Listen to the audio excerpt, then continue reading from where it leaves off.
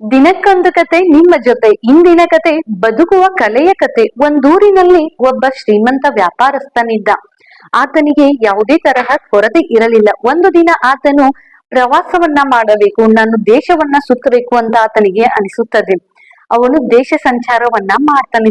ತಿಂಗಳುಗಟ್ಟಲೆ ದೇಶವನ್ನ ಸುತ್ತಿದ ಮೇಲೆ ಆತನಿಗೆ ನನ್ನೂರಿಗೆ ನಾನು ಮರಳಿ ಹೋಗಬೇಕಂತ ಅನಿಸಿದ ಮೇಲೆ ಆತನು ತನ್ನೂರಿಗೆ ಪ್ರಯಾಣವನ್ನ ಬೆಳೆಸ್ತಾನೆ. ಮಾರ್ಗ ಮಧ್ಯದಲ್ಲಿ ಆತನಿಗೆ ಒಂದು ವಿಗ್ರಹ ಕಾಣಿಸುತ್ತದೆ. ಏನಿರಬಹುದು ಅಂತ ಆತನು ಕಾರಿನಿಂದ ಇಳಿದು ಆ ವಿಗ್ರಹವನ್ನ ನೋಡ್ತಾನೆ. ಅದು ಬಂಗಾರದ ವಿಗ್ರಹವಾಗಿರುತ್ತದೆ. ತಕ್ಷಣ ಅದನ್ನು ತೆಗೆದುಕೊಂಡು ಆತನು ತನ್ನ ಮನೆಗೆ ತೆಗೆದುಕೊಂಡು ಹೋಗ್ತಾನೆ. ಹೋದ ಮೇಲೆ ಅಲ್ಲಿ ಮನೆಯವರೆಲ್ಲ ತುಂಬಾ ಖುಷಿಯನ್ನ ಪಡ್ತಾರೆ. ಬಂಗಾರದ ಮೂರ್ತಿ ಅಂತ ಹೇಳಿ ನೆರೆಹೊರೆಯವರೆಲ್ಲ ಬಂದು ನೀವು ಎಷ್ಟು ಅದೃಷ್ಟವಂತರು, ಎಷ್ಟೊಂದು ಭಾಗ್ಯವಂತರು ಅಂತ ಆ ಶ್ರೀಮಂತನನ್ನ ಹೊಗಳ್ತಾರೆ.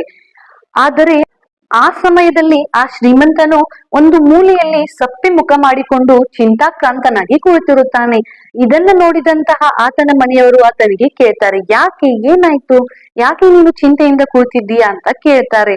ಆಗ ಆ ಶ್ರೀಮಂತ ಹೇಳ್ತಾನೆ, ಇದು ಸಂತಸ ಪಡುವಂತಹ ಸಮಯವಲ್ಲ ಅಂತ ಹೇಳ್ತಾನೆ.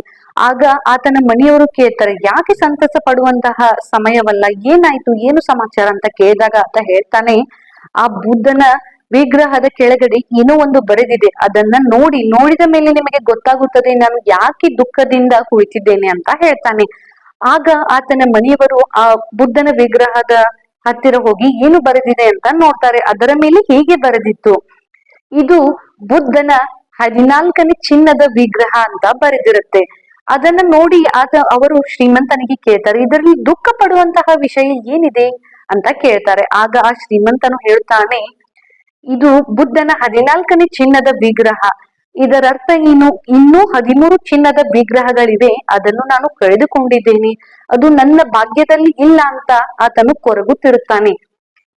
ಇದನ್ನ ಕೇಳಿದಂತಹ ಮನೆಯವರಿಗೆ ನಗಬೇಕು ಅಳಬೇಕು ಅಂತ ತಿಳಿಯಲಿಲ್ಲ. ನೋಡಿ, ಮನುಷ್ಯನ ಹತ್ತಿರ ಏನೆಲ್ಲ ಇದ್ದರೂ ಕೂಡ ಬದುಕುವ ಕಲೆ ಆತನಿಗೆ ಗೊತ್ತಿಲ್ಲದ ಕಾರಣ ಆತನು ದುಃಖಿಯಾಗಿದ್ದಾನೆ.